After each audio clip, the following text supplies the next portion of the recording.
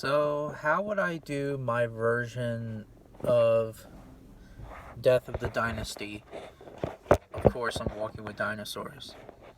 And yes, Death of the Dynasty is my favorite episode of Walking with Dinosaurs. And I do love the story of it. But, however, since I like to do some accurate things, I like to do something for fun. Because why the hell not?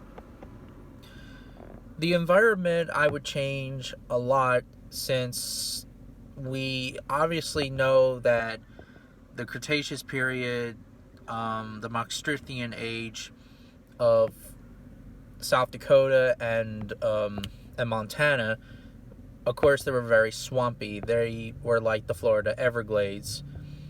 So they were not covered in ash fields. So basically, it was just all swamps and floodplains and etc. The Tyrannosaurus design, I would change that a lot, since obviously the Tyrannosaurus model from WWD is shrink wrapped. I would change it big time. I would use the PNSO Tyrannosaurus Rex model, because why the hell not? Also, sexual dimorphism.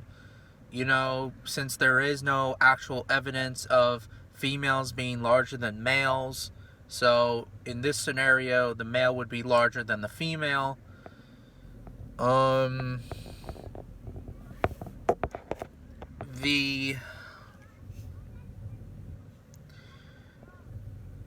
terms of like the story itself, it would kind of be the same, but it would be a little bit different, like I said. Instead of mammals like Didelphodon scavenging the T-Rex nest, I would just use either a velociraptor, not a velociraptor, a Dakota raptor, or a aquaraptor, or even a troodon for that. Originally, I was thinking about Pachycephalosaurus, but no, because it's a bad idea, because first of all, there is no actual evidence of Pachycephalosaurus eating vertebrates, well, eggs or any of that. I heard that Pachycephalosaurus could be an omnivore, but we have to find more evidence to prove of that. Anyway, so I would just use either the Hell Creek Dromaeosaurus or a Troodon.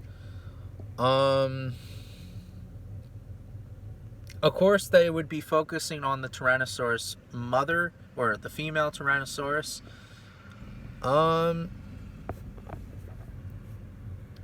The Torosaurus would change a lot.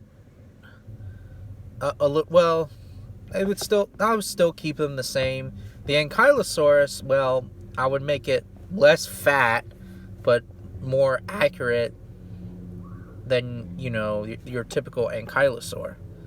Because the one from WWD looked really fat, and it said that it was more heavier than Tyrannosaurus, because it said that it was the narrator said it was 7 tons, and Tyrannosaurus was 5 tons. So I think that Ankylosaurus in real life was around between was around between 3 tons. Correct me in the comments section of Ankylosaurus, but it was at least way less than Tyrannosaurus. And the Tyrannosaurus, instead of like 5 tons, it would be up to 8 tons or 10 tons, depending on the specimen. 5 tons is a bit way less. Way less. Anyways, the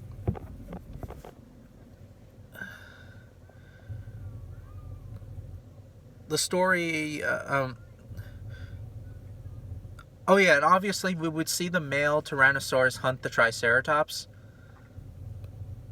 I think that the way how Tyrannosaurus would hunt ceratopsians is that it would ambush, and it would surprise attack and bite the neck of a Triceratops. In terms of head-to-head combat, Triceratops would win.